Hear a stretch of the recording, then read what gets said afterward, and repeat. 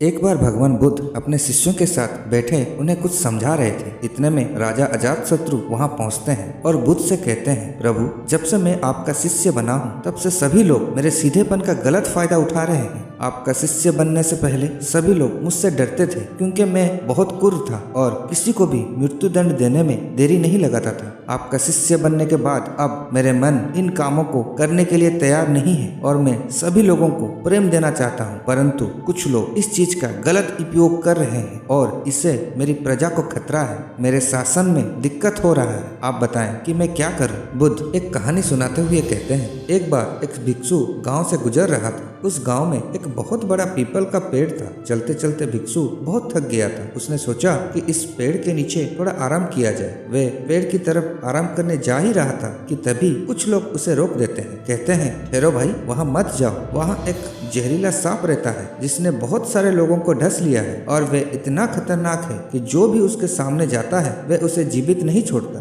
भिक्षु मुस्कुराता है और कहता है, एक दिन तो सबको ही मरना है। अगर मुझे आज ही मरना होगा तो उसमें कौन सी बड़ी बात है। आप मेरी चिंता ना करें। और पेड़ के नीचे पहुंच जाता है और वह अपना आसन बिछाकर बैठ जाता है। कुछ क्षण में वह सर्प उसके पास आ जाता है और कहता है, हे व्यक्ति, क्या तुम्हें मुझसे भय नहीं लगता?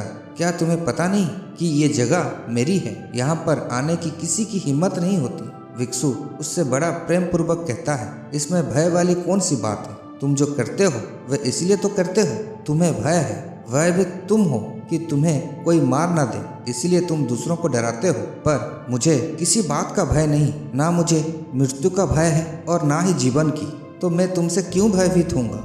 ये सुनकर सर्प बहुत आश्चर्य होता है। इससे पहले वो जिसको देखता सब उसको मारने की कोशिश करता या तो उससे डर के भाग जाता, पर आज तक उसने ऐसा व्यक्ति नहीं देखा था जो उसे देखकर भयभीत ना हो। फिर सर्प उसकी बातें सुनकर उसके चरणों में लेट जाता है और कहता है, हे प्रभु, आज तक मैंने जो भी किया अपनी जान बचाने के लिए किया, क्योंकि अगर इस तरह का रूप मैं नहीं करता तो लोग मुझे जीवित नहीं छोड़ते। भिक्षु कहता है, तुम बिल्कुल सही कह रहे हो, परंतु अगर तुम इस मोह से मुक्त होना चाहते हो तो शांत हो जाओ, प्रेम से भर जाओ और याद रखना, जीवन एक दिन खत्म हो जाएगा। इसके लिए हमें बुरा काम करने की कोई आवश्यकता नहीं है।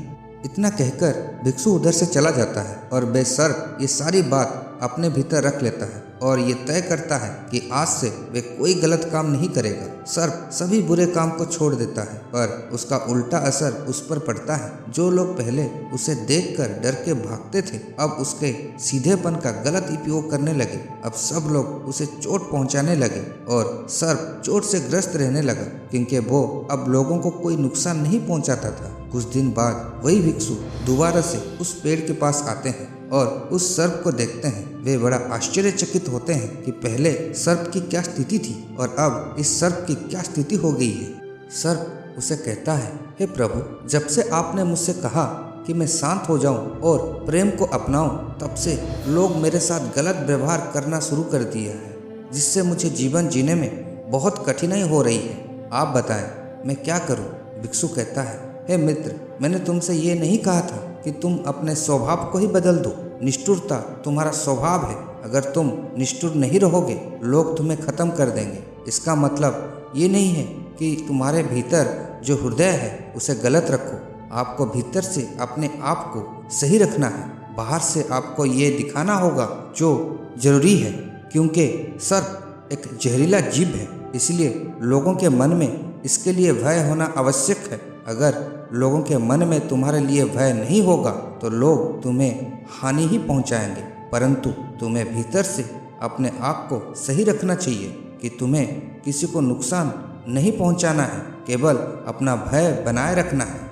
और बुद्ध कहते हैं, हे अजातशत्रु, तुम इस कहानी से क्या समझे? इसका अर्थ यही है कि तुम अपने स्वभाव को मत बदलो, अपने आप को भीतर से बदलो, और जब तुम्हें खुशी मिलेगी तो तुम लोगों को खुशी दे सकोगे। तो यहाँ इस बात की तनिक भी जरूरत नहीं है कि तुम बाहर से लोगों को क्या दिखा रहे हो। इस कहानी के माध्यम से मैं आप सब लोगों को यही समझाना चाहता हूँ कि अगर आप लोगों को भी इस तरह की कोई आदत है कि आप अपने किसी काम को कठोर बनाकर करते हैं तो मैं आपसे निवेदन करता हूँ कि उसे पहले सरल बनाइए, उसे इस योग्य बनाइए कि आप कर सके।